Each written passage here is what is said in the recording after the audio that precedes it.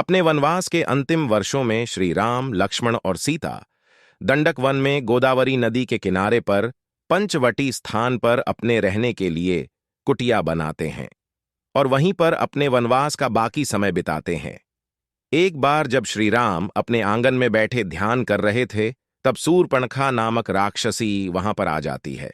शूर्पणखा वास्तव में लंकापति रावण की बहन थी। शूर्पणखा ध्यान में बैठे श्री राम के सुंदर स्वरूप को देखकर उन पर मोहित हो जाती हैं। वह एक सुंदर रूपवती नारी का रूप धारण करके श्री राम के पास पहुंचकर उनसे विवाह का प्रस्ताव रखती है। तब श्री राम बड़े ही विनम्र भाव से उसके प्रस्ताव को अस्वीकार कर देते हैं और कहते हैं कि वह अपनी पत्नी सीता को आजीवन एक विवाह में रहने का वचन दे चुके हैं। उस समय लक्ष्मण जी वन से लकड़ियां एकत्रित करने के लिए गए हुए थे और वह भी आ जाते हैं, जिन्हें देखकर शूर्पणखा एक बार उन पर भी मोहित हो जाती है। शूर्पणखा ने अपने साथ विवाह का वही प्रस्ताव लक्ष्मण जी के समक्ष भी रखा। तब लक्ष्मण जी उनको बोलते हैं कि उनके बड़े भाई श्री राम के होते हुए वह उनके योग्य नहीं है। जब श्री राम और लक्ष्मण दोनों शूर्पणखा के विवाह प्रस्ताव को इनकार कर देते हैं तो शूर्पणखा को क्रोध आ जाता है और तभी देवी सीता भी कुटिया के अंदर से बाहर निकल कर आती हैं।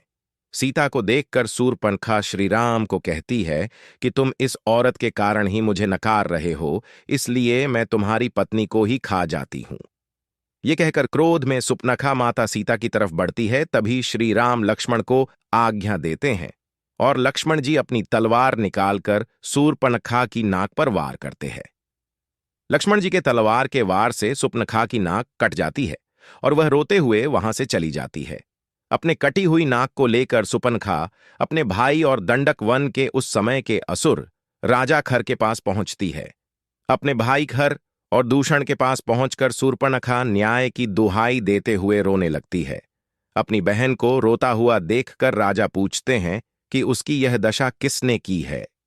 तब शूर्पणखा रोते हुए खर को बताती है कि श्री राम और लक्ष्मण नाम के दो युवक गोदावरी नदी के किनारे अपनी कुटिया बनाकर वहां पर रहने आए हैं। उन्होंने मुझे अकेली पाकर मेरा अपमान करने की कोशिश की, इसलिए आप वहां जाकर उन दोनों से मेरे अपमान का बदला लीजिए।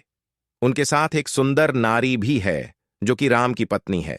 अपने बहन के अपमान का बदला लेने के लिए खर और दूषण अपने 14 राक्षसों को एक साथ भेज देते हैं और कहते हैं कि जाओ और पंचवटी में बनी हुई कुटिया का तिनका बिखेर डालो और उजाड़ दो। असुर खर के 14 सैनिक एक साथ पंचवटी की तरफ जाते हैं।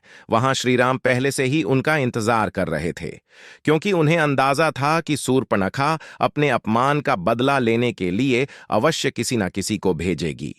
14 असुर एक कतार में उनके सामने आकर बोले कि दंडक वन के राजा खर ने आदेश दिया है कि तुम दोनों भाई हमारे राजा की शरण में खुद को समर्पित कर दो तथा तुम्हारे साथ जो सुंदर औरत है उसे हमारे राजा की सेवा में उपस्थित करो। उनके यह बातें सुनकर श्री राम ने अपने धनुष पर एक बाण साधकर उनकी तरफ छोड़ा और एक ही बाण से उन सभी असुरों का सर धड़ से अलग हो गया, जिसे देखकर शूर्पणखा चौंक गई और फिर अपने भाई खर दूषण के दरबार में आ पहुंची और बोली, रक्षा कीजिए भैया, रक्षा कीजिए। आपके भेजे हुए 14 असुरों को उस राम ने अपने की बाण से मार डाला। ये सुनकर खर दूषण समझ जाते हैं कि श्री राम लक्ष्मण कोई साधारण मानव नहीं है और वह अपनी सेना लेकर खुद ही श्री राम लक्ष्मण से युद्ध करने के लिए चल पड़ते हैं। पंचवटी पहुंचने के बाद खर दूषण श्री राम लक्ष्मण को ललकारते हैं। कुछ समय तक युद्ध होने के पश्चात आर्षि अगस्त प्रकट होते हैं और श्री राम को बोलते हैं कि खरदूषण परम मायावी राक्षस है, इसलिए आप अपने दिव्यास्त्रों में से मनमोहिनी अस्त्र का उपयोग कीजिए। तब श्री राम मनमोहिनी अस्त्र खरदूषण की ओर चला देते हैं, जिसके प्रभाव से खरदूषण की सेना मोहित होकर आपस में ही लड़कर नष्ट हो जाती है और आखिर में श्री राम अपने दिव्यास्त्र के द्वारा दंडक वन के राजा खर का वध कर देते हैं।